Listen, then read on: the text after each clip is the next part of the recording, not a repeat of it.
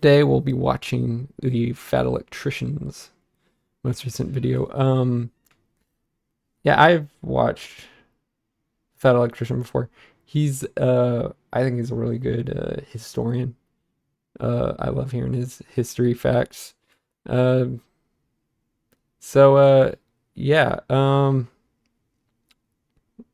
let's get into this starting now.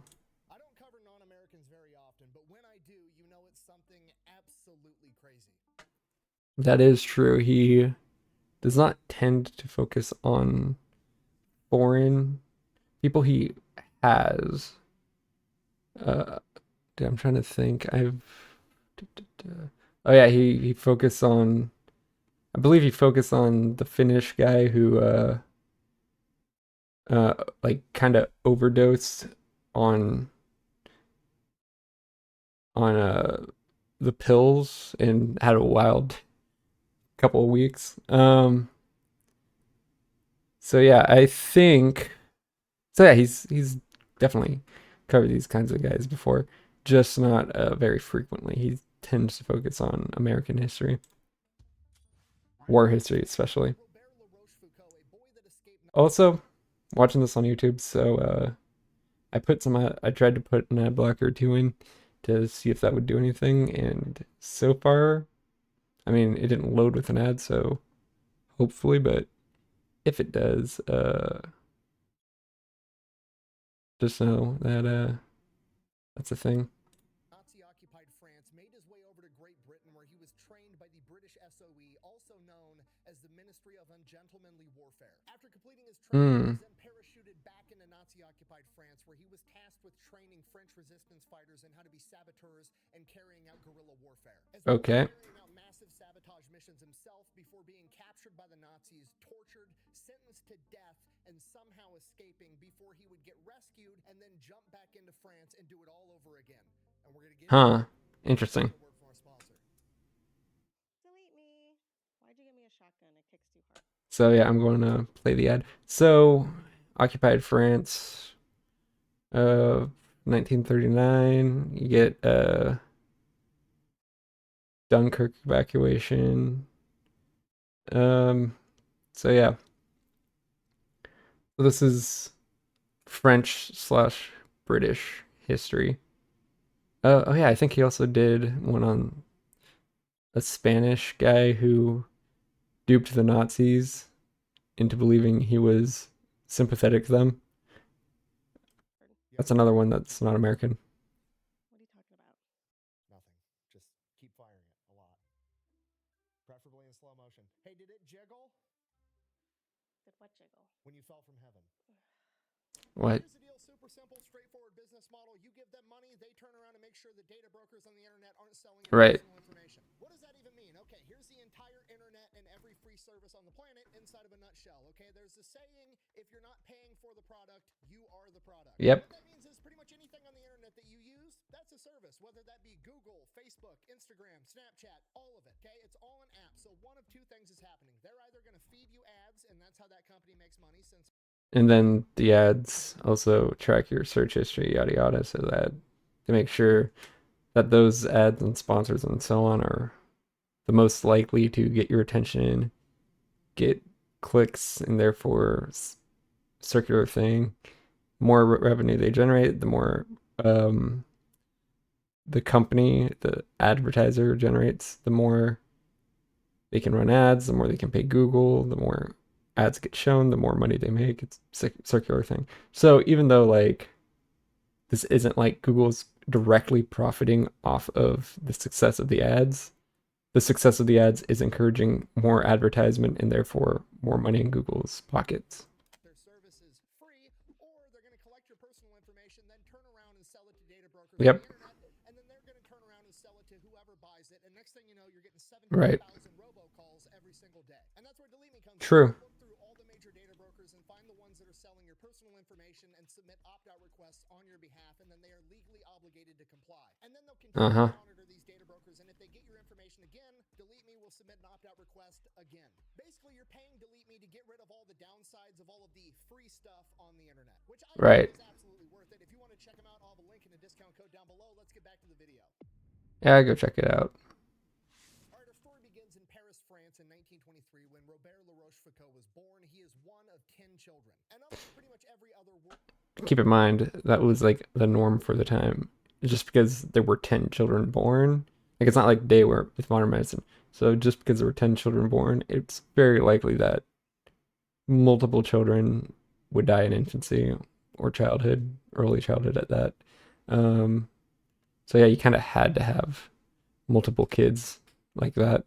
World War II war hero I've talked about on this Two or three just won't cut it. channel, he did not grow up poor in poverty during the Great Depression. You messed with his eyesight, right? No. And that is because the last name La Rochefoucauld is quite literally French nobility dating back over 1,000 years. This guy grew up in a mansion right next to the Eiffel Tower and spent his summer times going off to grandma's house. And when I say grandma's house, what I really mean is grandma.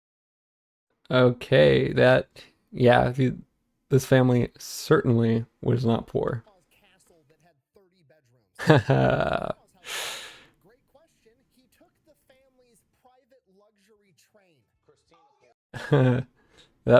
Yeah, this guy was not hurting for cash. And yeah, I feel like the Great Depression did affect the rich because it was just so bad that even giant companies with wealthy CEOs and shareholders struggled. But yeah, when you come from French nobility like that, yeah, you're probably not going to hurt as much as the wealthy businessman. And that's the thing, like Britain, like yes, they have wealthy individuals, but if they're not nobility, they're still part of the peasants, so to speak, because they can still never properly transition social status. At the end of the day, they're not nobility. They don't get the privileges of nobility and all that. So, yeah, that's definitely a perk. And of course, at this time, France no longer has a noble class, probably with certain economic protections backing them from the government. But yeah, this guy was certainly not hurting for cash or anything. So, and he probably would never. Homie did not have a normal life, okay? He was going to fancy private schools, had everything served to him on a silver platter, literally learned 3 languages by the time he was 18. That being said, we do need to understand the culture of the broader society that he grew up in. While he Right. individually may have been living in a life of luxury, the rest of France was still rebuilding its country after World War I. During World War I, Yeah. France lost And that's another thing. France got absolutely decimated in World War One.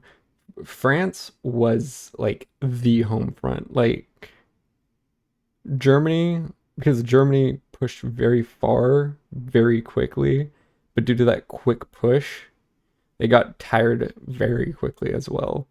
And so they had to hunker down, and, and that gave time for France to come in and make it a stalemate. And that's why uh, World War One is so infamous for being a stalemate. I'm not even sure how much of Germany really suffered like military damage from World War One. Of course, economically it suffers, and that's what gives rise to Hitler and all that. But um, like infrastructure wise, I don't think Germany got off too bad. And of course, air raids weren't really a thing yet, so Britain, being an island nation, got off pretty unscathed. I think France really did get the most of the damage, and yeah, you figure out its closest. I know the advance. I believe the early advance made it 50 or so miles out of Paris. Like, if they just held out for a little longer, kept up the march, kept up the advance, Paris would have fell within weeks, and World War II could have totally been averted. In fact, World War I would probably just be a footnote in history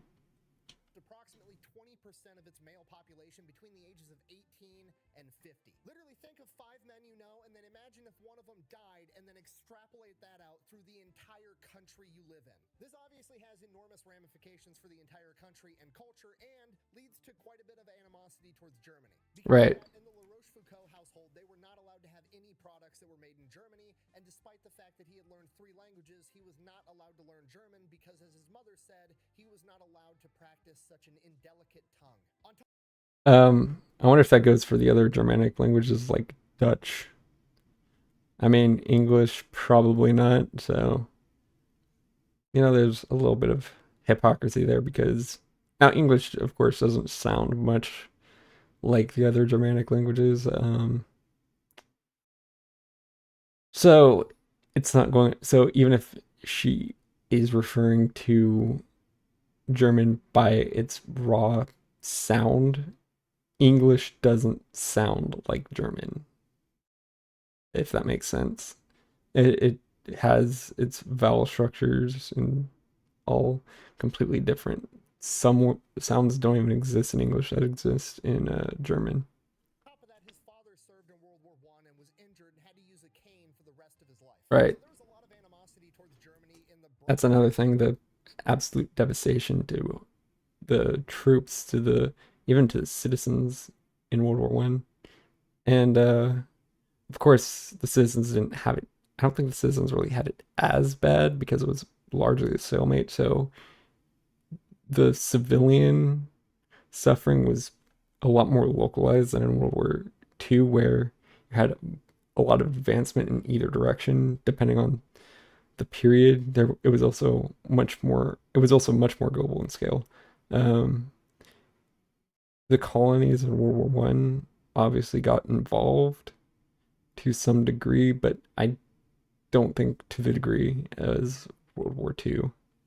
French culture as well as in his household specifically. And that animosity got cranked up to about 1,000 when he was 16 years old and Yeah. Germany invaded France. When Germany invaded France, Paris was considered an open city, which basically meant we don't want you to destroy the entire city. There's a lot of history there, there's a lot of people there, so we're just not going to defend it. You can roll in, occupy, seize that territory, and we're not going to put up much of a fight, which is exactly what happened. And within days of Germany occupying Paris, they started rounding up people they thought could potentially become an issue, and one of the people that came to mind was Robert's dad, who was a World War I veteran and Yeah. French nobleman that was obviously loyal to France, so they threw him in prison. Because of this, Robert, his mother, and his siblings all fled to Grandma's castle. I mean, again, not much in the way of nobility anymore in France. I mean, France went through several Republican kingdom eras. Like after the French Revolution ultimately failed its first attempt, that was the first republic gone, replaced by Napoleon.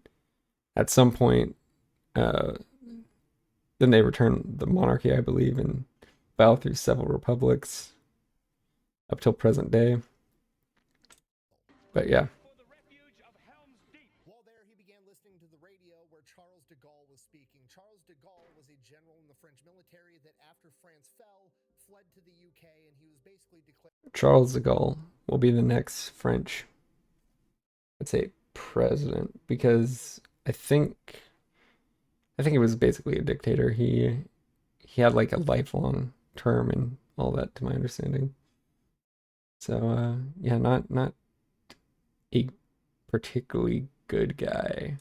the leader of Free France and was going on the radio every day encouraging the French to fight and advocating for France to fight back and reclaim their home. And being a 16-year-old teenager who had a ton of pride in his home country of France and grew up in this Right? family of nobility with all these Yeah. famous great men that came before him that did incredible things for the country. I would not be surprised if Charles de Gaulle takes that away from him, but teach his own, I guess. Like I said, I don't believe Charles de Gaulle ultimately was like this bastion of freedom or anything like how he's seems to have been depicted in early World War II at least. Uh, Again, my research isn't too great on Charles de Gaulle, but my understanding is he's not really that noble of a person, let's say. Country growing up in a society that already didn't really like Germany, not liking Germany himself and having them roll in and imprison his father, naturally he ate that shit up. And it gets Yeah. even worse when the situation in Paris stabilizes, so him and his mom and his siblings go back home and find out that Nazis have occupied their house. Upon their arrival, the Germans agree to let them live in the house, but they're still gonna live in the house too. So now he is quite literally a 16-year-old who does not like Nazis that is being forced to be a roommate with a bunch of Nazis. Right. Yeah. Not the best thing.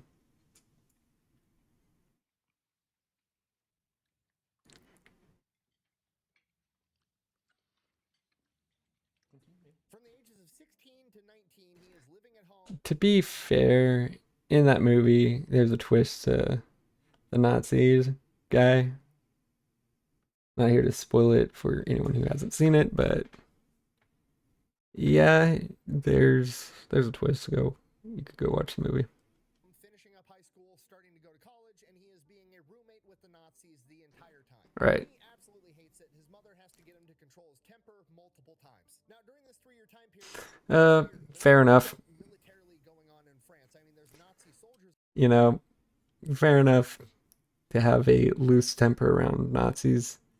Also, kind of fair enough on the mother because, they're not trying to get killed here, so you have to be very careful around these people. Very dangerous to get on their bad side. All over the place, but for the most part, they're just like blending into society, and the Nazis are trying to, not be the bad guys, so they're actually being halfway polite to a lot of people. The soldiers are, ordered to give up their seats on trains and buses to elderly women and citizens, and a lot of people are adapting to Okay. the lifestyle of the German. Now, of course, this is a subversive tactic. They are trying to uh, make themselves as better people than they actually are. Now, a lot of conscripted soldiers were not diehard Nazis, but like, the Waffen SS were.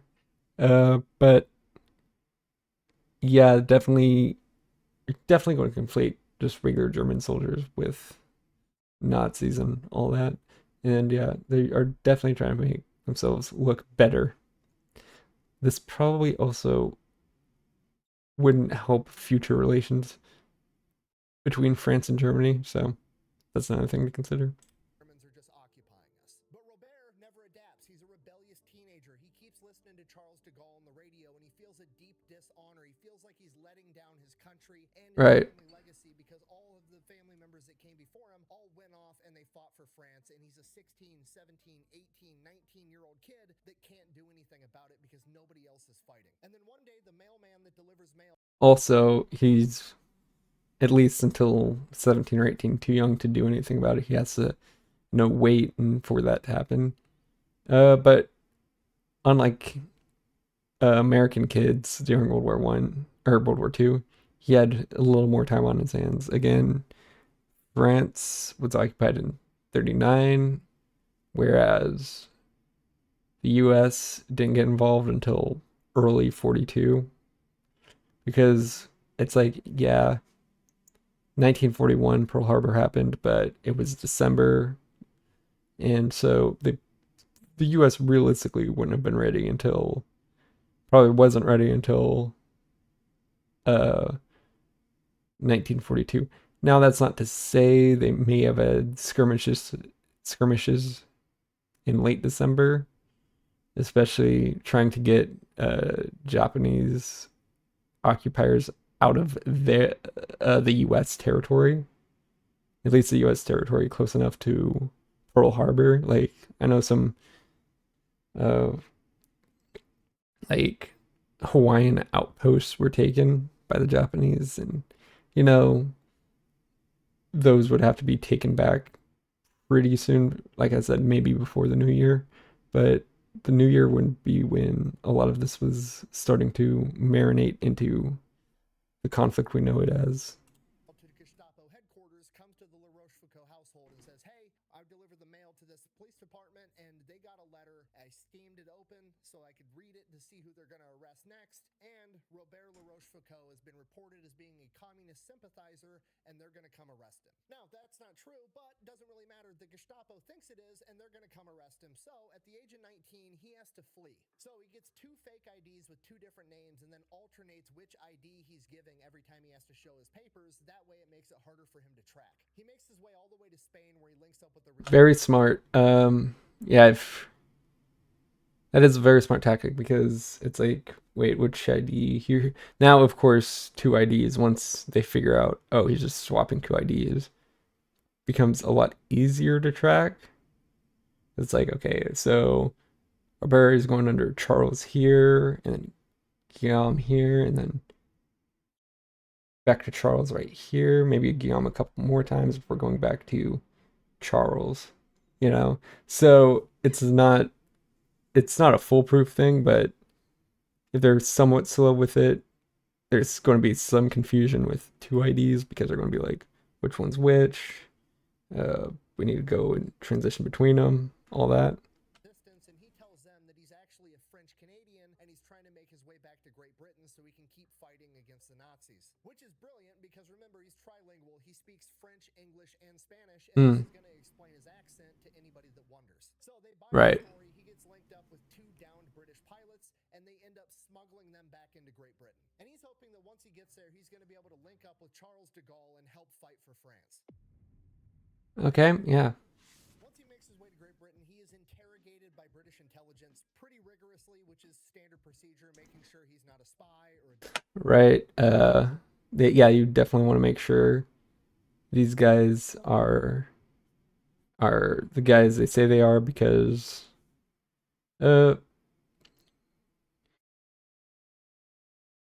basically you don't want to, because honestly, like, one good double agent would ruin the whole thing. Like, he covered the Spanish guy who became a British double agent in World War II, and I think he even got certain commemorations from like Hitler himself. And he just set up a whole fake spy network in Britain that destroyed, that crippled any chance the Germans had, because he would be saying one thing, but then something else would happen. You'd be like, oh yeah, there's totally something going on in the English Channel when there was nothing going on. Or like, oh, this giant squad of British warships off of the coast of West Africa, and there's no ships near, like, along the whole west coast of the African continent, things like that. And when it was telling something truthful, it would be late. agent or something like that. And they don't torture him, but what they do is they sit him in a room, they interview him, they ask him all their questions. He lies, he says he's 21, he says he's French Canadian, trying to get his way into Great Britain. And they end Right. up sitting him in this room for hours on end. They feed him a bunch of tea and then refuse to let him go to the bathroom. And then they go in after hours and interview him again to see if having a full bladder and really having to take a piss is going to change his answer or make him alter his story in any way, which will reveal that he's up to something. Interesting tactic. Yeah, that's an interesting way to get someone to, answer questions. Like, that is a very peculiar way of interrogation.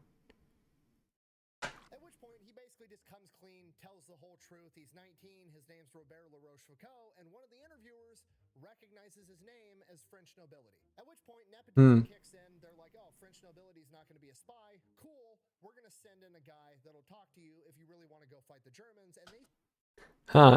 So, yeah, if he was not nobility, they would be a lot more wary of him. But, yeah, I guess, social class wins, I guess, especially in, Britain, who has a stable noble class. Like I said, France, it's kind of wary in that regard. Send in a guy by the name of P.K. Wicks, and he is an officer in the British SOE, the Special Operations Executive, that Winston Churchill created to, quote, set Europe ablaze. He also gave them the name the Ministry of Ungentlemanly Warfare. Hmm. Basically, these guys are the inspiration for 007. PK Wicks comes to him. He's like, hey, you're French nobility. We want you. If you'll have you, here's the thing. You got to pass this super rigorous training. But if you pass, we'll jump your ass back into France and you can take the fight to the Germans. Robert is immediately interested. Solid. He really wants to fight the Germans, but he still wants to talk to General de Gaulle first to figure out if there's something more he could be doing. So PK Wicks organizes a meeting between Robert Le Rochefoucauld and General de Gaulle. They have a meeting. We don't really know what's said, but when he comes out of the meeting, he agrees that he's going to try to be part of the British SOE. From here, they ship him off to training. In the first 3 weeks, his basic training is basically one giant smoke session, running, push-ups, beating these guys up, making them swim when they're tired, making them cold, making them hot, trying to... Very important things to do because, yeah, when you're in a combat situation, it's not pretty. You're going to be under a lot of stress and a lot of grueling environmental challenges, such as heat, such as, dehydrations, some sort of starvation even. You're not going to be able to eat, drink, sleep as regularly.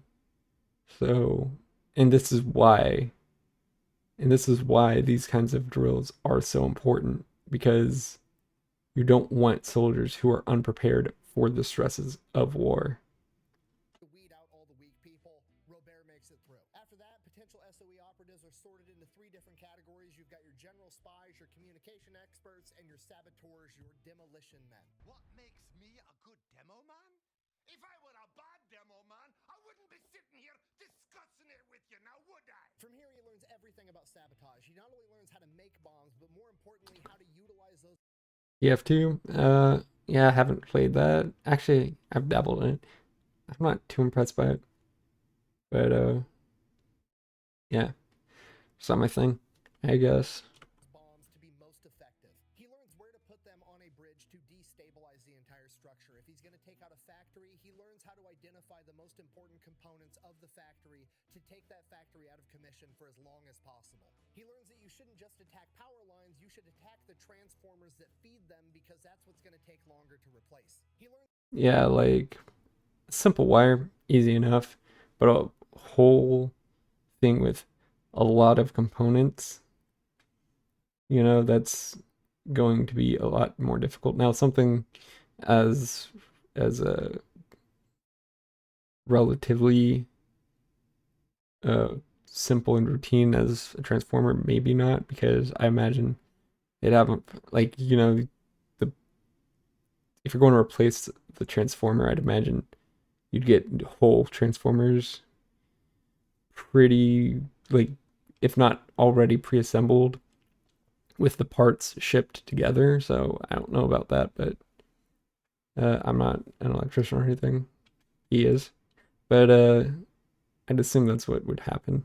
that you shouldn't just target a railroad or a train, you should also take out all the cranes and heavy equipment that's going to be needed to clear that wreckage to repair it as well. Right. After that, he learns how to be... Now that is going to be, yeah, just keep on padding out as much as you can the things you have to get fixed. trooper, and then the real spy training starts. You know what, sir? I can't say that I am shocked because I felt very good about this year's test. The SOE brings in a guy by the name of Eric Sykes, who's regarded as like one of the best combat shooters in the world. He's going to teach these guys how to use guns in actual combat, not just go set out on a range and shoot at a static target. He's going to put them through full-on shoot house training, and he's going to learn from the best. After that, Okay. Eric Fairbairn, who's one of, if not the best hand-to-hand... Wait, what was that? After that, they bring in William. Fairbairn, who's one of, if not the... Yeah, I've seen him make a mistake or two like that. best hand-to-hand combat experts at this point in time in the entire world. This guy was former British military, and then after that went off and became a cop in Shanghai, which was one of the most violent cities in the world at this point in time. While he was there, he was jumped by a gang and stabbed 12 times. Just a flesh wound. Haha. Somehow he managed to... Yeah, I've seen part of Monty Python. I'm personally not too impressed by it, but I don't know. Maybe because I'm just not into British humor like that. And then decided that shit's never gonna happen again, and decided he was gonna learn every single martial art that he could. This guy studied jujitsu, became a second-degree black belt in judo, studied boxing, kickboxing, savate, wrestling, knife fighting, and anything else he could get his hands on. While he was still being a cop in Shanghai, his official police record logs over 600 real-world fights, and he helped found the first ever SWAT team in world history. So between Sims and Fairbairn, they basically turn him into John Wick in a fighting system that they refer to as gutter fighting.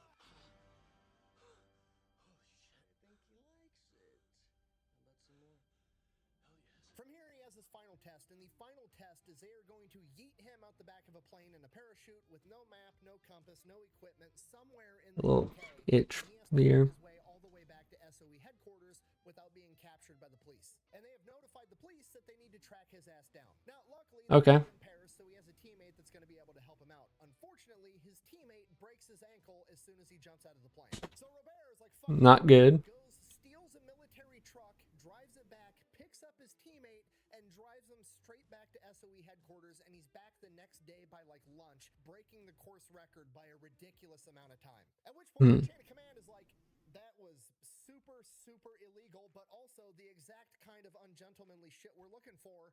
You're in. Out of his class of 30 men, only 7 of them graduated, and he's one of them. Right. Clearly. All right, summer 19... So if I understood that correctly, he stole. Let me go back there real quick. is like, that was Let's see. So that was what? somewhere in the UK. Right. Make his way all the way back to SOE headquarters without being captured by the police. And Yeah. they notified the police that they need to track his ass down. Now, luckily, they do it in Paris, so he has a teammate that's going to be able to help him out. Unfortunately, his teammate breaks his ankle as soon as he jumps out of the plane. So Okay. is like, fuck it, we ball, goes, steals a military truck, drives it back, picks up his teammate, and drives them straight back to Okay. So yeah, he's solo military truck. by like lunch, breaking the course record by a ridiculous amount of time. At which Right. the chain of command is like, that was super, super illegal. Yeah, but that's what you do in war, especially on enemy ground. But also the exact kind of ungentlemanly shit we're looking for. You're in. Exactly. And yeah, because there's really no ethics to war, especially all out war like this, where the main thing is just do what you have to get the job done. Now, of course, you try to be as, you should be as morally justified as possible, but war itself, in my opinion, isn't morally justified, so you're going to have to, so you're already breaking a moral, so guess what's a few more? His class of 30 men, only 7 of them graduated, and he's one of them. Give it a lot of resistance. Since Robert has left France, things have changed a lot. When he left, you had the German-occupied section of France, and then you had Free France or Vichy France, which was Right. still kind of under Germany's control. Yeah. They were putting on the illusion that France still kind of existed as its own sovereign nation. Right. That was a big part of the reason when Robert was in France that people weren't as willing to fight, because there was still technically France as a sovereign nation, so to speak. But by Yeah. the summer of 1943, that has changed as World War II has ramped up. The Nazis now occupy all of France. In addition to that, they are also forcing... Keep in mind, that's officially, they had always occupied all of France. Vichy France was a front. Was oh, this is totally not just more of Nazi Germany, essentially. This is definitely an independent country. French people to work inside of factories, even sending some of them into Germany to work in their factories to aid with the war effort. Obviously, because of this, an enormous amount of the French population is pissed off, so that means that a bunch more of them are going to be willing to either A, help the resistance, or B, join the resistance themselves. The obvious Right. problem, they don't have guns, and they don't know what they're doing, and that is where Robert comes in. British SOE is linked up with the French resistance and told them they are going to be airdropping in an expert, and he is going to come with a bunch of guns and plastic explosives that he's going to distribute out to the French resistance, and then he's going to provide training and help them go out and sabotage the Germans. June 1943, he boards a plane headed off towards Nazi-occupied France. He's going to get dropped off at a certain zone, and the French resistance is going to be there waiting for him. On the way there, the plane gets lit up by German anti-aircraft fire. Luckily, Not good. the plane to the right drop zone. Robert jumps out. That is good. All the plastic explosives behind him, and then they take off. Robert never finds out what actually happened to that plane. So Robert hits the ground. Limping. If they're lucky, they make it back. I wouldn't count on it myself, but I guess not impossible. French resistance runs out. They meet up with him. He's like, hey, we got lit up by the Germans. The Germans know that we're doing something here. We got to get all this shit on the trucks and dip, which is exactly what they do. Now, initially, Yeah. Robert has some difficulties with the French resistance because they said that they were going to be parachuting in some badass expert, and then a 19-year-old kid shows up getting thrown out of a plane, and he's talking to a bunch of French resistance fighters that are, you know, normal dudes in their 20s, 30s, 40s, Right. 50s, and now they're taking orders from some 19-year-old kid. But his skills spoke for themselves, and they eventually ended up having a huge amount of respect for him, and he gained a ton of notoriety throughout all of France. For about the next 5 Okay. months, he trained dozens of French resistance fighters in how to be saboteurs, using guns, using plastic explosives, as well as carrying out sabotage missions himself. During this time, they took out a ton of rail lines, they took out a power plant, and they took out a repair yard for German heavy equipment. So things are going really well for about 5 months, but then obviously as the French resistance continues to get bigger and continues to get more effective, the Nazis are going to react, and they start sending... Yeah, and that's another thing is just bloat. The more there is to something, the easier it is to get people, individuals, like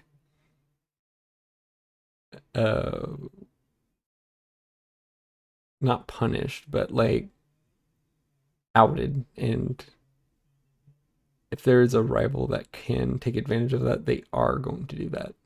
in more secret police, and they actually have these secret police go in and start joining the French resistance so they can figure out who's who, and then they start arresting everybody. And by November of 1943, Right. it gets to the point that they are capturing a ton of people, so a lot of the French resistance fighters, Robert included, all just kind of have to lay low for a while. So he goes out in the country, finds an abandoned barn, and he's just living inside of this abandoned barn, trying to Okay. be unnoticed by absolutely everyone. Robert is especially scared of getting captured because by this point in the war, the Germans somehow have figured out that the British SOE, the Ministry of Ungentlemanly Warfare, exists, and Hitler has signed the order that they are to be killed on sight. Now, technically, it is a war crime, but the Germans argued that because they were operating in civilian clothing in German-occupied territory, they were an illegal combatant, so they were allowed to kill. I mean, yeah, they are technically an illegal combatant. I'm not sure if that justifies just killing them on the street, especially if they don't have any weapons on them. On top of that, the Germans aren't super renowned for caring about war crimes in the first place. That's also true. But like, you know, I'm trying to be like, oh yeah, I'm not sure if this would justify. I'm not just going to be like Nazis, obviously they're unethical. I mean, obviously they are, but I'm not going to like just be like, oh well, they're Nazis, so of course they're going to make this a whole issue about war crimes. It's like, nah, take it back. We have to like analyze it a little more critically than just simply Nazis bad, because it's like, while that's true, if you keep it that simple, then you can justify the same exact thing happening on the other side, which again, the other side is wrong for doing it just as much. So Robert is laying low inside of this abandoned barn. Also, other things, other periods of time, even when it's your side doing it, you should look at it, be like, wait a minute, that's not right. Of course, at this time it's all at war. Not many people are going to care. It's not like, you know, if the US did these tactics in Iraq or Afghanistan, where like it wasn't all at war, not many people were really affected by it, like Britain, France, and Germany were. Out in the country for about a month, it's just long day after long day, waiting, and then one day on December 7th, 1943, a bunch of cop cars pull up to the barn. They go inside the barn, they arrest Robert. Robert tries to feed him a line of bullshit like, oh, I'm just, you know, some homeless guy that's traveling. I got tired. I pulled over in this barn to take a nap. The Germans then search the barn, find a bunch of plastic explosives and submachine guns, and he's like, those aren't mine. Obviously. Yeah, that's not going to work anymore. This sort of thing ain't my bag, baby. One book, Swedish-made penis enlarger pumps, and me. This sort of thing. Huh. Okay, well, I'm dead. I'm about to get shot in this barn right now because I'm British British SOE, but Right. that's not what they do. They handcuff him, they throw him in a car, and they start taking him to prison. And the entire car ride there, he's like, why didn't they just kill me? What is gonna happen next? I'm intrigued by that too. And then kill me. Possibly. He's like trying to figure out why they didn't kill him right there on the spot, like they had orders to do. And it dawns on him, they probably didn't do it because he speaks fluent French, doesn't have an accent, and the dude kind of looks French. His family's been there for 1,000 years. So Right. they didn't just instinctively think that he was British SOE. Yeah, he's speaking perfect French with a perfect accent. They're like, oh, here's some French resistance fighter that isn't, that obviously is going to get punished, probably tortured, wouldn't put it past the Germans. That's like, yeah, that's definitely a probability, not just possibility, in fact. But just want to emphasize that. But yeah, so he will most likely get tortured, but at least he can live to, you know, try to escape, as opposed to being a blatant, obvious British guy getting shot immediately.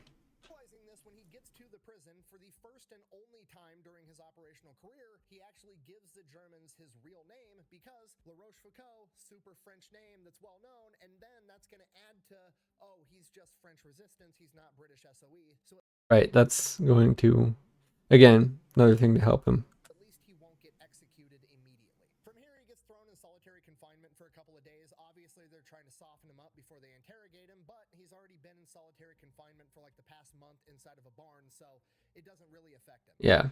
When you self-confine, forceful confinement's probably not going to be a particularly effective thing. From here, they take him in, they interrogate him. It becomes pretty obvious to Robert that they think he's a communist, so he kind of like goes along with it, not by saying that he is a communist, but by refusing to admit that he's a communist, trying to get the Germans to prove it, and then that way it kind of like gives them tunnel vision that they're trying to prove that this guy's a communist. Basically, Very smart. If you can get them to focus on proving one thing, you distract them from having the ability to prove other things about you. Like, if, you know, like for example, they have tunnel vision on him being a communist. They're not even going to think that he's possibly remotely working with the British. Maybe remotely, but not like to the degree he actually is, not even close. He's just some random resistance fighter, maybe getting some funding and training from the British, and that's about it. he's doing anything and everything he can to not get identified as British SOE. After the initial interrogations, they throw him into a normal cell, and he has a cellmate with him, and within being in the room with the cellmate for like 20 minutes, the guy has an epileptic seizure, falls onto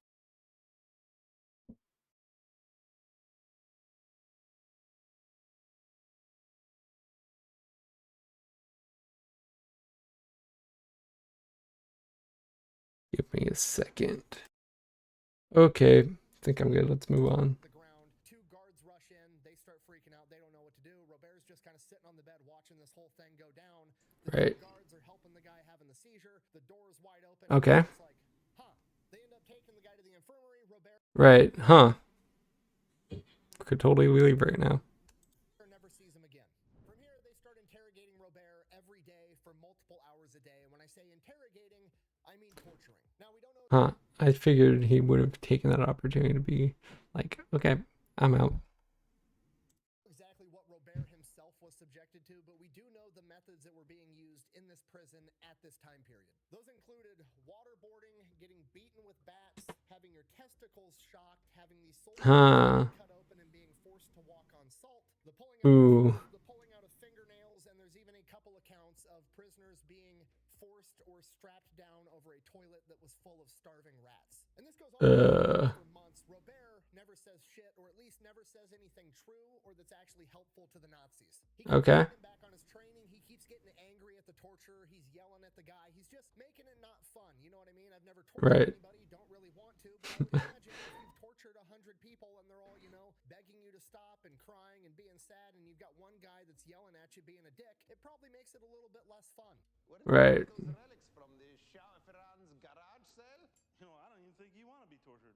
I don't want to be You're tortured. just like taking all Right. the fun out of it. During this time period, the only good thing that happens is, for some reason, I have no idea why, the Germans are still allowing the prisoners to receive mail. And there's some Okay. inside the local community that is sending in care packages to just random people, and Robert keeps getting these care packages with like chocolate and food and bread and shit, and that's what keeps him going. Other than that, Okay. it's just day after day of getting tortured for hours. That is an interesting tactic.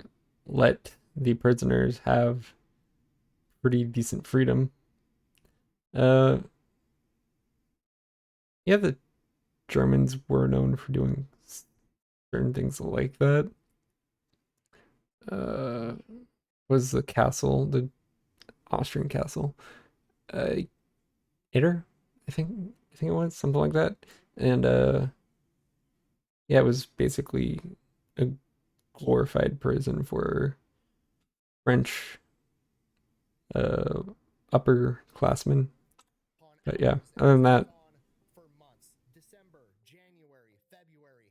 By March, he's really starting to lose hope. He still has his cyanide pill hidden on him, and he's really starting to think about using it. And then on March 7th, he ends up getting pulled from his cell and sent into a tribunal, basically a kangaroo court, where he is going to go on trial Okay. for his crimes. So Robert finds out he's going on trial. He's like getting ready to argue, getting his story straight that he was just some random dude passing by. He had no idea that there were weapons inside the barn. He goes inside Right. his military tribunal, doesn't really even get to say anything. They're just like, yep, he is guilty, sentence him to death on the spot. They take him out, they load him in the back of a truck, and the truck takes off. So Robert is now Not good yet. moving down the road with a couple of other prisoners, a couple of other guards. He has no idea where they're going, but he knows what happens when they get there.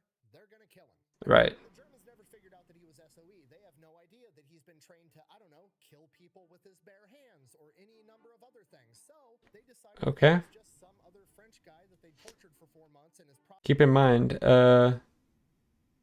yeah, like I said, most French resistance probably weren't getting even near this level of training. So they're probably even going to have their guard down, in fact, to underestimating his ability because they're not expecting him to get that high level of training. probably broken, so they didn't bother to throw him in the truck with handcuffs, just like any other type of prisoner. So Robert hits Right. one of the guards and jumps out of the back of this moving truck, tucks and rolls, and takes off running as fast as he can. The other guard Smart. starts shooting at Robert, but only for a second, because after the first couple of bullets, which missed, the driver ends up slamming on the brakes because he hears gunfire, not knowing what's going on, ends up knocking the guard down, and it gives Robert enough time to make it to the corner. Okay. So he's not in their direct line of sight. From here, he just keeps running as fast as he can, taking every single corner, every back alley, trying to lose the Germans. After a couple miles, he hasn't heard the truck behind him in a while, and he's finally starting to think to himself, okay, cool, I managed to lose that truck. He turns Right. one more corner and runs smack dab into a Nazi headquarters building. Nazis. I hate these guys. At this point, he's like, fuck, what do I do? Because if I turn around and run the other way, that's going to look suspicious. There's guards in front of I mean, how close is he to the headquarters? this place. You know? Okay, I'm just gonna play it cool. Stops running, starts walking, acting and pretending like he's supposed to be there. The Right. problem is he's still wearing his clothes from 4 months ago when he was captured. He's got a beard. He looks like shit. He smells terrible. Whatever. We just gotta roll with it. And he's Yeah. walking towards this Nazi headquarters building and goes to walk right past it. And right at the main gate, there's this big fancy Nazi limo with little Nazi swastika flags on the side. And he Okay. gets inside of it. There's keys inside the limo. Looks across the street. The driver is clearly waiting for somebody, smoking a cigarette right across from the limo, and he's like, It's like, fuck it, jumps in the limo, turns the key, this'll work. peels out. Yeah. The driver across the street pulls out a pistol, starts shooting at the car, doesn't do any real damage. He turns Yeah. the corner, he's doing the same thing now, but I can't imagine, especially for a car back then, which I believe would have thicker metal. They didn't crumple like modern cars do. Yeah, a pistol, a simple pistol, especially smaller calibers, probably isn't going to do much damage to that car. inside of a car, just speeding off, taking corner after corner, not knowing where to go, not knowing what to do. And then he sees a sign, Paris, that way. And he's like, okay, well, at least I know people in Paris. Right. Yeah, but Paris is occupied, so I can't imagine it's going to be that easy. So that's where he goes. Makes it to the outskirts of town, runs face first into a Nazi checkpoint. Again, can't Right. just, turn around and try a different route because that's going to look suspicious. He doesn't know German either, so This car that he just stole. So he just kind of joins the queue. He gets in line with all the other cars, waiting to get their try to papers checked. fake it until you make it. And he just waits and he waits, and then he's up next. The Germans start walking up. There's no cars in front front of him, he just floors it and drives through the barricade. The Okay, that works too. they hit the car a ton, but luckily they don't hit him. From here, he drives the car. This guy is lucky. There's black smoke just coming out of the hood of this car, and he's like, okay, gotta ditch this thing. Finds an abandoned quarry, drives it into the abandoned quarry off of a cliff. It explodes, and now he's just out in the middle of nowhere with absolutely nothing. And from here, An explosion would definitely make any forensic evidence that at this period could be extracted basically impossible to extract, because I mean, it's probably not in existence anymore from the explosion and fire. he does the exact opposite of what you would expect him to do. He goes out into the woods, sleeps overnight, and then in the morning walks back into the same town that he just escaped. And his logic was the Germans last saw him heading as fast as he could out of town. They're probably not going to be looking for him too hard inside of town, so that's That is actually a surprisingly logical conclusion. Like, go where they least expect you. Now, of course, like the whole saying of the murderer showing up to the crime scene kind of thing. You show up after the cops had already left. You know, like, so if it's safe to assume that the Germans had already left looking for him, then yes, he's probably going to be a lot safer than, if he sped out and then, 2, 3, 4 hours later showed back up. If it's like, I mean, slept overnight, so who knows, maybe it's as many as 24 to 48 hours afterwards. Probably a lot safer because the Germans at that point know not to look there, or at least think not to look there. They technically don't, because they don't know he's there. exactly where he goes. And he decides he's going to go to the only place he knows where somebody kind of sort of might actually like him, and he goes to the return address that was on all those care packages that he got when he was in prison. It ends up being a Nazi-occupied hotel, and the guy that was sending all the packages is the guy that runs the hotel. So he goes there, that guy takes him in, gets him cleaned up, feeds him, lets him stay there for a couple of days while he gets him fake papers, and then he smuggles him out of town in the back of his truck in a giant pile of hay. And as they go Okay. to the Nazi checkpoint, the guy's like, oh, I'm just, I run the hotel in town. All the Nazis know who this guy is. He runs the Nazi hotel. He's like, I'm going Right. to feed all this hay to my sheep. The Germans go in, they stab the hay. And that's another thing, is a lot of people in occupied countries weren't, cohabitating with the Germans because they liked them, or cohabitating with them because they knew they could die if they disobeyed. This was very much a scare tactic that the Germans were pulling off. Pile with bayonets, somehow missing La Rochefoucauld every single time, and then they make it out of town. They go to the next town over, go to the train station, uses his fake papers to get on a train headed towards Paris. Once he gets on the train, he's sitting in the back, and he can see Nazis coming through, inspecting everybody's papers, and he's like, oh, shit. And he's like, okay, well, I've got fake papers, but I don't know how good these fake papers actually are. They were good enough to get past the guy running the train station, but he's not a soldier clearly looking for somebody. And if these guys find out my papers are fake, it's game. I wonder how they faked them back then, or how they verified them, because I guess they just had to trust signatures. Like, the papers had to be signed, I guess, by like the local signatories or something like that, and as long as it looked identical, they were like good to go. Like, because I imagine like back then, maybe like a photo, because back then maybe a photo, date of birth, nationality, things like that. I'd imagine that's pretty much all you really had at the time. You didn't have the like, oh yeah, this is totally a real ID with all these punched things in here, or like not hieroglyphic, what's the word I'm looking for, but you didn't have these like fancy ways to check for legitimacy like you do now. Over. So he gets up, goes to the bathroom, crams himself into the little cabinet underneath the sink, and stays there for the entire train ride back to Paris. Once he gets back to Paris, he goes to his aunt and his uncle's house. They're happy to see him. They feed him, they clothe him, they get him everything he needs for a couple of days. He links back up with the French resistance. They get a message over to British SOE, and a couple of days after that, he gets extracted via either submarine or gunboat, depending on which source you want to read. Makes it Okay. Britain, gets interrogated all over again, making sure that he didn't get turned into a double agent, and from there, he gets to spend some time recovering from getting tortured and starved for 4 months straight. Yeah, that's probably not going to be good on your body. Before he's recovered, things are starting to ramp up for D-Day, and he volunteers to jump back into France to help set the stage for D-Day. Same thing happens all over again. This Okay. time he jumps into Britannia right along the Atlantic coast, and he just goes in, meets up with all the resistance, starts training as many guys as Okay, yeah, so this is a very critical point.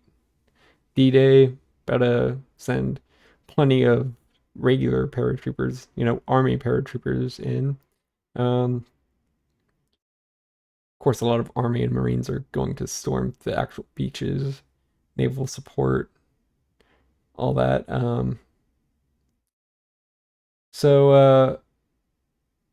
Yeah, I'm not really too versed on the French Resistance's job, but once D-Day is successful, he'll actually have somewhere to fall back for a period before like going back into like a more active part of the war, possibly. I shouldn't say probably. It's probably going to be a relatively safer position to be in after D-Day is successful, of course. Not knowing that yet, but still. he can, distributes all the supplies that he has, and goes out on missions, sabotaging rail lines, electrical plants, everything and anything that he can find to slow the Germans down for when D-Day comes. And again, Okay. the same exact thing happens. He's there for like 2-3 months, and then the Germans start realizing that the French resistance has suddenly gotten way more effective, so they start sending in a bunch of more people to break up the French resistance, and he's like, I'm not getting fucking captured again. I've made it this far without getting captured. I did a bunch of damage. He calls in, gets extracted, makes his way back to Great Britain. Okay. That's all, folks. All right, April 29th, 1944, the British launch a massive bombing campaign on a French munitions factory that is building ammo for the Nazis, and they bomb the holy hell out of it, but it's only Okay. for about a week before they start producing ammunition again. That's interesting. So like, okay, a couple of options. We could bomb it again. I mean, bombs are effective, but they're not like pinpoint accurate. We're not going to be able to go in there, find out where the most I guess if you're not using pinpoint accurate bombs, it's going to be a little easier for them to restart manufacturing, as the damage is probably going to be a lot more superficial as if you just walked in, put a bomb and then put like a huge bomb in the middle of the building left, and it blew up the entire place. important parts of this factory are and target those specifically. We're just kind of like trying to blow the whole thing to hell. But the downside Right. is it's really risky. You're putting all the planes, all the soldiers' lives at Yeah. risk. It's a big deal. So we could also just have a saboteur go in there, pinpoint a couple of things, and take this factory out of commission. And that's what they decide to do. They call up Rochefoucauld. He jumps back into France, and now he is tasked with taking out this munitions plant. Only problem, it's not the French resistance waiting for him at the drop zone. Somehow, it's the Germans. They ambush him and capture him almost immediately. Ooh. Put him in the truck, take him to some house. They start interrogating him. After a little while, he hears a bunch of trucks pull up outside, and he's like, oh, great, the Nazis are here to take me to the real prison where I'm going to get tortured all over again. And then the whole house just starts getting lit up with machine gun fire. He hits the deck, dudes Smart. come in with guns, kill all the Germans. It was the French resistance that was supposed to meet him there originally. They went out there, got the guns, came back for him, and then killed all the Nazis. At which point he's like, great, perfect, wonderful. Okay, now back Great to the job. munitions plant. He links up with the resistance. They start talking it. They case the place. This munitions plant is absolutely massive. Every single worker that goes in there has their papers checked, going in and coming out every single day. This is not going to be easy. He has to Right. figure out how to get fake papers for this plant. He has to figure out how he's going to smuggle in all the explosives, and he's going to have to figure out how he's going to get out once the explosives go off. So they Yeah. go out, they end up finding a Very bunch of logistical thing. for this factory and convince them to help him. They use those guys as actual IDs to make fake IDs for Robert and like 4 other resistance fighters. Then, using Robert's knowledge of how to sabotage stuff and the maintenance guy's knowledge of how the factory actually works and what's important, they come together and figure out which targets they're going to hit, mainly water mains and electrical rooms. Then they got to figure Okay. out how they're going to get the explosives inside the factory. So they hollow out their shoes and they're going to smuggle explosives in their shoes. So they load their shoes up with explosives. Not very roomy places in hopefully they're using stable explosives that won't detonate just because the pressure of their shoes were off. Was off a little, because that would not be a good time for these men's feet and probably their entire bodies. Explosives. Next day, they show up to work. They all kind of stagger throughout this line. And like I said, this factory is huge. There's over 5,000 employees, right? And there's only like one checkpoint. So the dude that's checking papers is not like heavily scrutinizing. He's like, Okay, go, good, that's good. go.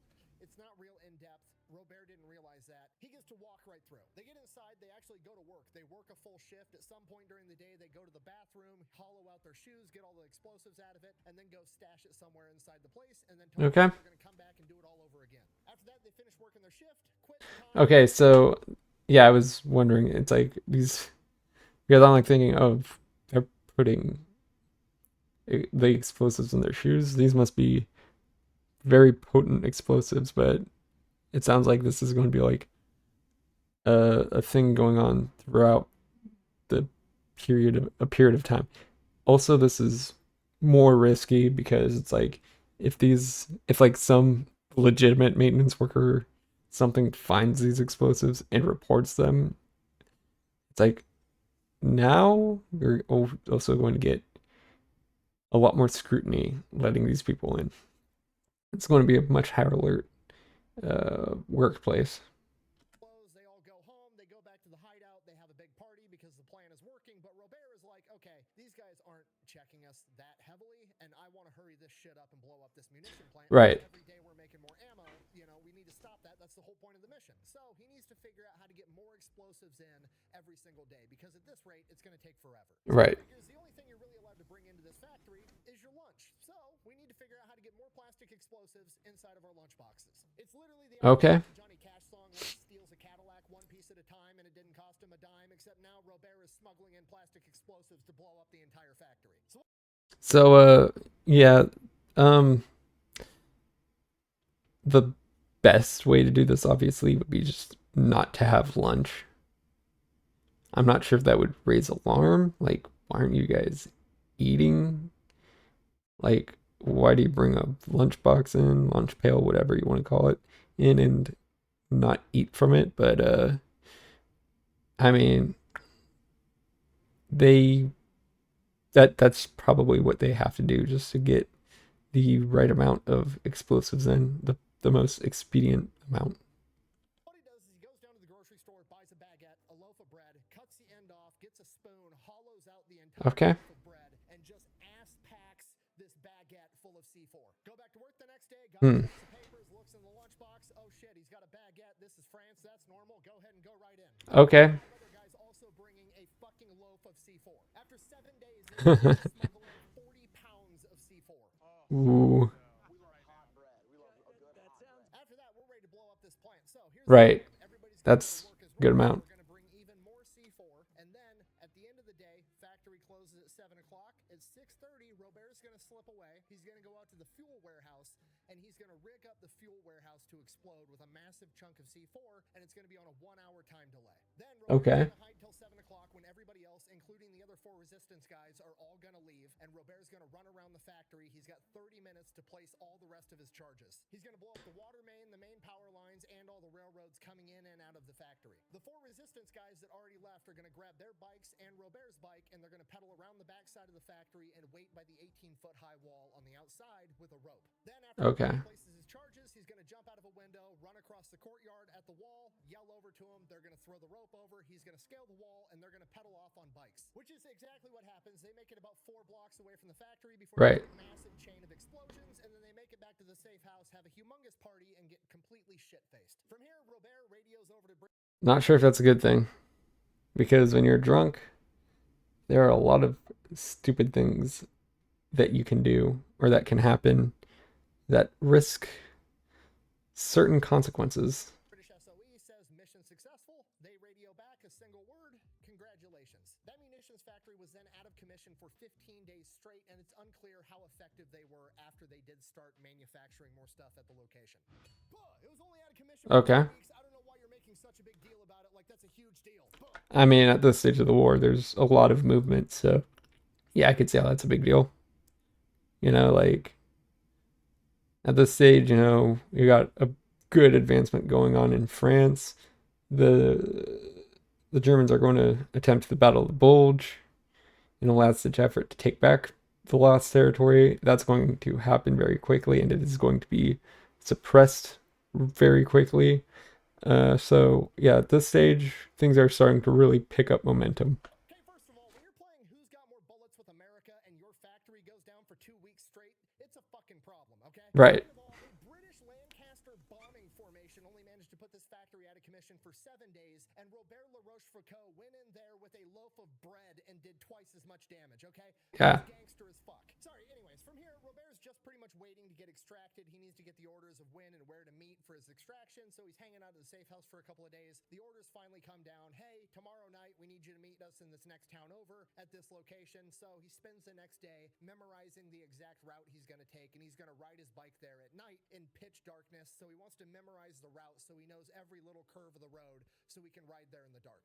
Okay. What he does, starts riding his bike, it's pitch blackout, can't really see shit. He hears a car coming up behind him, jumps in the ditch, waits for the car to pass by, comes back out, makes it a couple more miles, another car coming, jumps in the ditch, hides, waits for the car to pass by, comes back out, riding his bike in the dark, can't see anything, and then all of a sudden, he just runs into something. And it's a German checkpoint. He literally rode right into it because, well, that wasn't on the map. And now the Germans Okay. are at gunpoint, and there's a curfew, and he's not supposed to be out at this hour, so they start asking him questions. They're like, hey, what the fuck are you doing? And he's like, and here is where being in the military from the age of 19 really shoots him in the foot. Okay, you gotta Right. realize Robert is like 21 years old right now, but he's had a really weird life between the ages of 16 and 21. Everything after the age of 16 has been like building up to do 007 type shit. So in a Yeah. lot of ways, socially speaking, he's still a 16-year-old. So when he's asked, what are you doing out past curfew? The 16-year-old social skills kick in, and he's like, I was out in the woods making love to my girlfriend. Okay. Still believable at this age. It's like, you know, like not that much of an adult. So, you know what I mean? Like, it's like, okay. Okay, now for a 16-year-old boy making out with his girlfriend in the woods, great excuse. Highly probable, definitely what's going Right. on. For a 21-year-old man that just got done working at a factory, not a great excuse. German guard says, and I quote, why don't you fuck your girlfriend at home? To which Robert is like, From here, they take him to Fort Duas prison, throw him in a cell. He's informed that he's going to start getting interrogated in 2 days when the head of secret police gets back in, and that guy's name is Friedrich Wilhelm Doza. Robert knows the name because Doza is like one of the best secret police the German has, and he has been responsible for arresting hundreds of French resistance guys. He's always infiltrating the French resistance and breaking them up and arresting everybody. So at this point, Robert's kind of freaking out, like, okay, I might have met my match with this guy. I can't let him know what my real name is. If I give him my real name, he's going to track down my family. He's going to hurt them next. And for the next 2 days, Okay. he considers taking his own cyanide pill just so he doesn't accidentally give up his name to protect his family. And really, over Right. this time period, he just comes to accept that, like, he's going to die soon, but he can still determine how he dies. So he figures, you know what? I might as well try to escape. If I end up getting killed or if I end up getting recaptured, I'll take the cyanide pill, or they'll kill me when I'm trying to escape. I'm dead either way. I might as well Yeah. give it a shot. And then he has an idea. He remembers back to the last time he was held in a prison, and that one guy had an epileptic seizure, and the guards ran in and started helping him. Now, he's in a cell. Thinking. Yeah, that's actually a good thing to do. They're going to medically. I can't imagine he could, you know, just fake death. Because, like, they're going to be like, he's warm, he still has a pulse, he can be saved, so on and so forth. At best, maybe they don't care and just throw him in a ditch to let him die because it's like he's on the verge of death or something.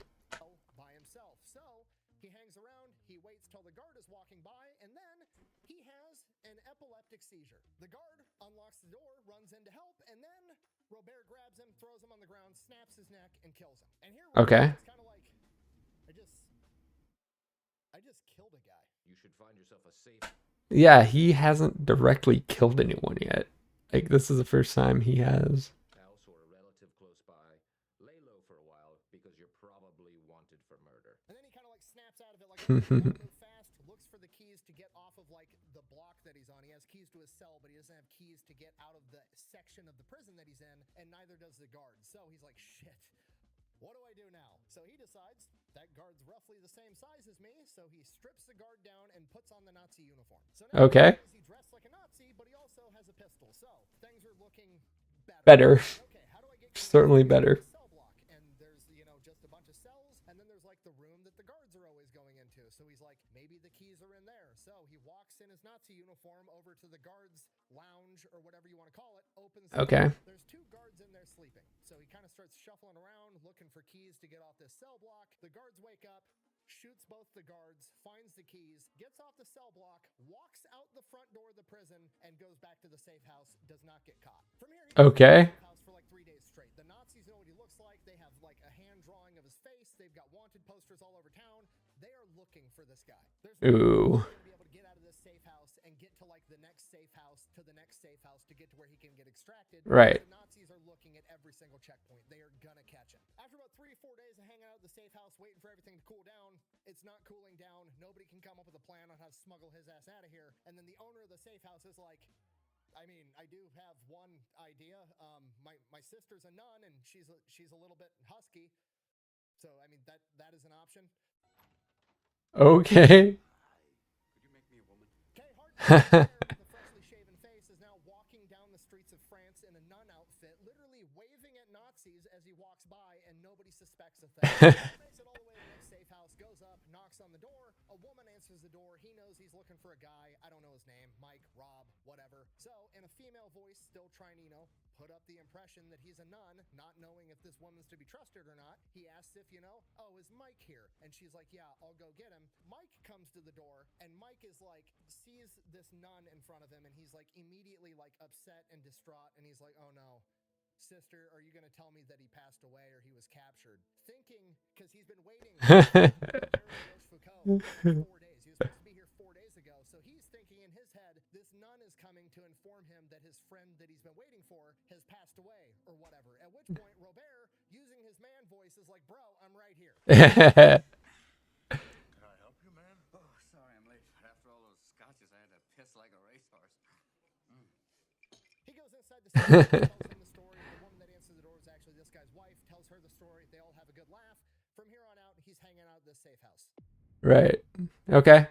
That's cool. So he's hanging out at the safe house for a couple days, and then a couple more days, and then a couple more days, and the orders for him to get extracted are just not coming through. There's no plans, there's no communication, just nothing. And eventually, the owner of the safe house is like, okay, we got to get you somewhere that isn't here, because if the Germans come, you're going to get all of us killed. So he ends up organizing for him to go out into the boonies, into this lumberjack camp out in the woods, and he's just going to work there as a lumberjack until the orders come through. So that's what he does. Okay. He goes out to this lumberjack camp, and he's being a lumberjack, cutting down trees for weeks, and then weeks turn into a month, and then a month turns into another month, and he's finally like, what the fuck is going on? There's a war going on. I'm supposed to be, you know, doing stuff. I'm out here cutting trees. And he's like, fuck it. I'm just going to go back, rejoin the resistance, and go rogue. So that's what he does. One day he just walks out of the lumberjack camp, goes back into town, links back up with the French resistance group that helped Okay. sabotage the ammunition factory, and just goes absolutely ham. I mean, yeah, that's the thing. People who are fighters, like I've seen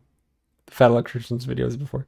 I know, like, these guys who are fighters do not like just sitting around.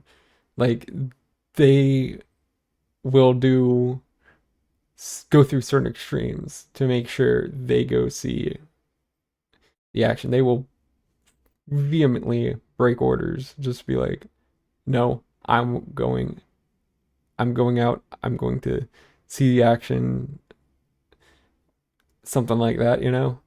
So, yeah, that's definitely not foreign to Fat Electrician videos.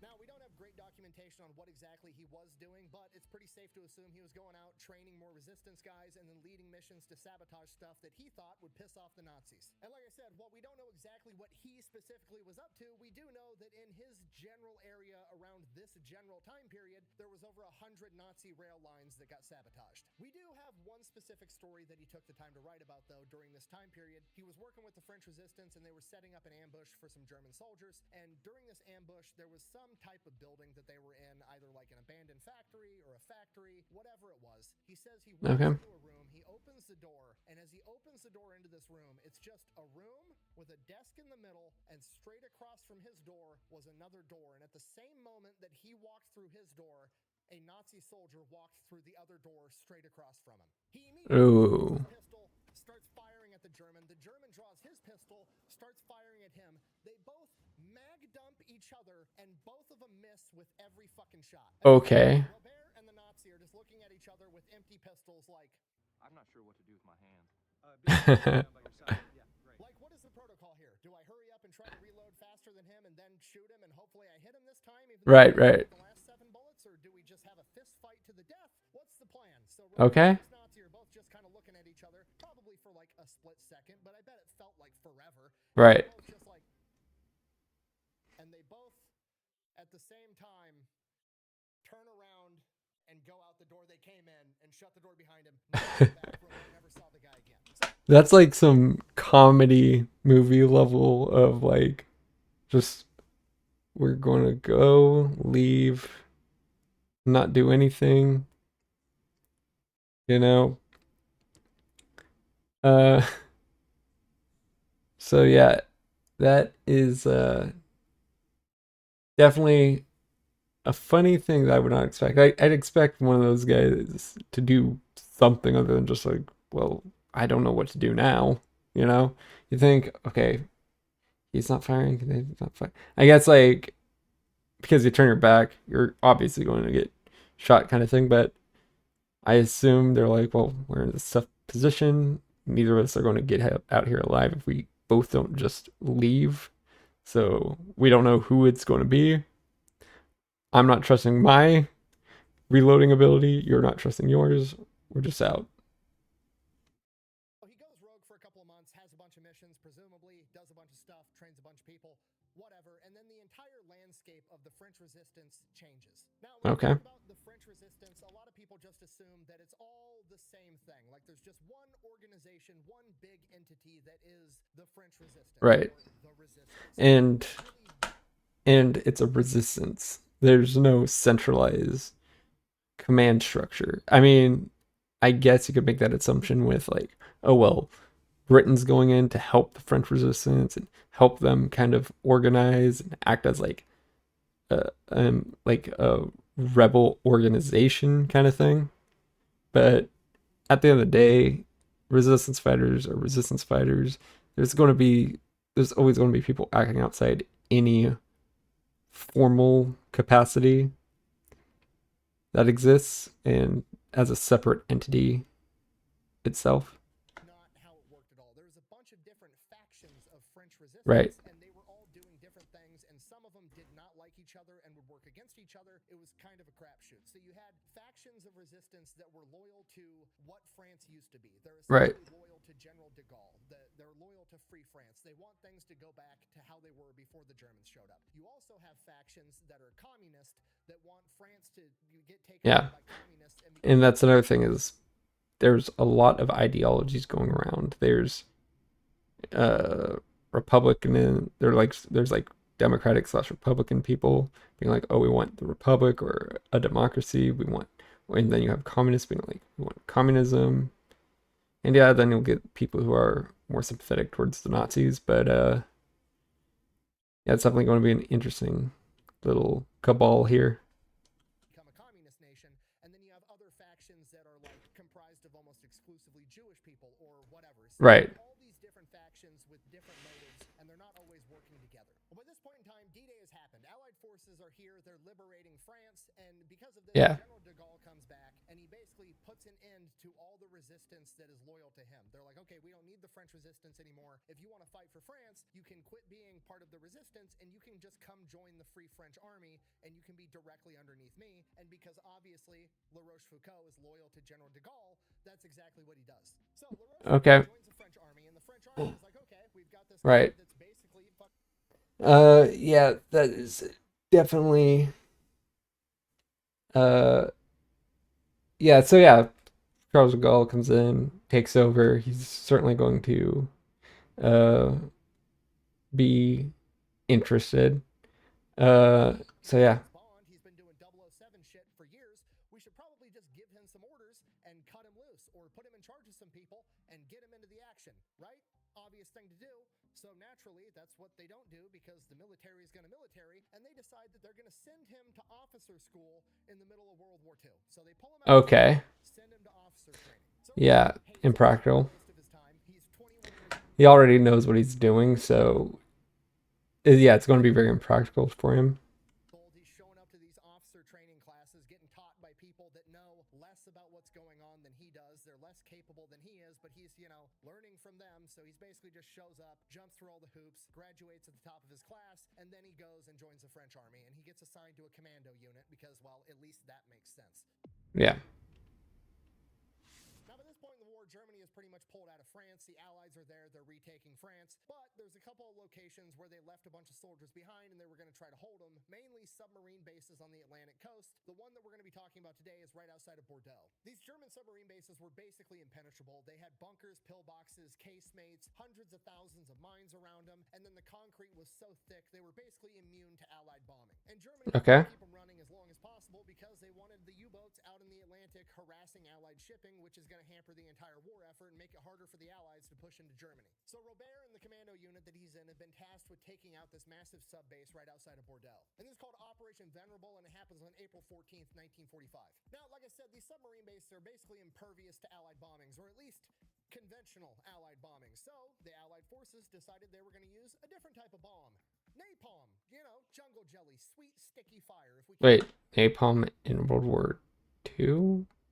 blow you up, we're just going to slow roast you alive, was basically the plan. So they go in, all the commando troops get ready, they get staged, they napalm bomb the holy hell out of this place, and then they're getting ready to launch their attack. They send scouts forward, scouts come back, and the section that the commando unit that Robert is supposed to attack didn't really get hit by napalm. Okay, the problem, this section also has a massive casemate with a humongous gun, like the big tank turret inside the concrete right there, and it's completely unscathed. And if that casemate stays intact and they launch this attack, that casemate is going to take out all the tanks, and then once the tanks are out of play, they're not going to be able to provide cover for all the ground troops, and the ground troops are going to get absolutely mopped by the machine gun bunkers, and it's just going to be one giant meat grinder. So the captain Okay. of this commando unit calls his officers in, Lieutenant Rochefoucauld included, trying to come up with a plan. To which Robert, hearing the problem, is like, oh, you have a very particular piece of equipment that you need eliminated that's very hard to get to, and you need it done quick, easy, and in a hurry. He knows that. I do have are a very particular set of skills. Right. The captain is hesitant. He knows about Rochefoucauld's background, but he's still like, how is one dude going to go in there and take out this massive casemate by himself? I don't know if it's worth it. To which Rochefoucauld is basically like, look, we're going to get slaughtered tomorrow anyways. If I take me and like 3 other dudes with me and we end up dying on this mission and we fail, is us being at the battlefield tomorrow going to make the difference on us getting slaughtered now or then? Like, you might as well let me throw the Right. Hail Mary. And Yeah. the captain is like, you know what? You're right. Fair enough. What do you need? To which Robert is like, okay, here's what I need. I need a rubber boat, I need some volunteers, and I need a loaf of bread. A bunch of plastic explosives. That night, they take the rubber boat, they paddle around the backside of this submarine base with nothing but a single flashlight to light their way. Takes them about 2 Okay. hours to get there. They crawl up the beach, they make it to this massive wall around this submarine base. At this point, it's starting to rain, which is actually a good thing because that's going to drown out any little bit of noise that they make. So they get up to this wall. Here's the plan. Robert's Right. going to scale the wall, does that. Now, there's the wall to the submarine base, then there's like a courtyard, and then there's the big bunker with the casemate in it. And in between the wall and this casemate bunker is cobra netting, that camouflage netting that's kind of like spanned between the two, so aerial reconnaissance can't see what's going on inside that courtyard. Now, Robert, sitting up on this wall, can see that there's a single German guard patrolling this courtyard, just going around in circles all night long. So he takes out his Okay. knife, cuts a man-sized hole in this cobra netting right where he's at, and he just waits till the guard is reasonably close to that spot, jumps through the hole, lands on top of the guard, slits his throat, then leans him up against the wall and tries to make it look like he's sleeping. Don't disturb my friend. He's dead tired. From here, his guys stick explosives down to him. He sneaks over to the casemate, places them where he thinks they need to be to cause the maximum amount of damage, rigs it up to explode in 7 minutes, runs back to the wall, they drop a rope down to him, he climbs up, they get back in the boat, they dip. While they're making their way back in their little rubber boat, massive explosion goes off. Hopefully he did enough damage to take the casemate out for the massive Yeah. assault tomorrow. Tomorrow rolls around, they launch this massive assault. The casemate never fires a single round. Whatever happened, he apparently Not- was able to disable it enough that they weren't able to use it. Okay. Unfortunately, during the assault, which he also partook in, somebody stepped on a landmine, that landmine exploded, and a piece of shrapnel shredded through his leg. He ends up getting hospitalized, has to go through surgery, get a prosthetic kneecap, and by the time he's recovered, the war is over.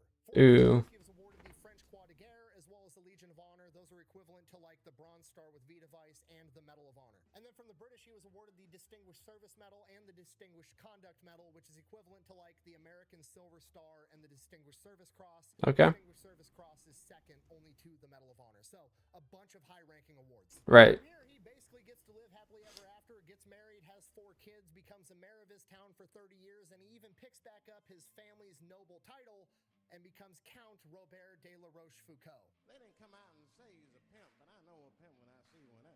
Thank you for watching. Best way to support Okay. buy some merch over at thefatelectrician.com. Quack bang out. Yeah, good video.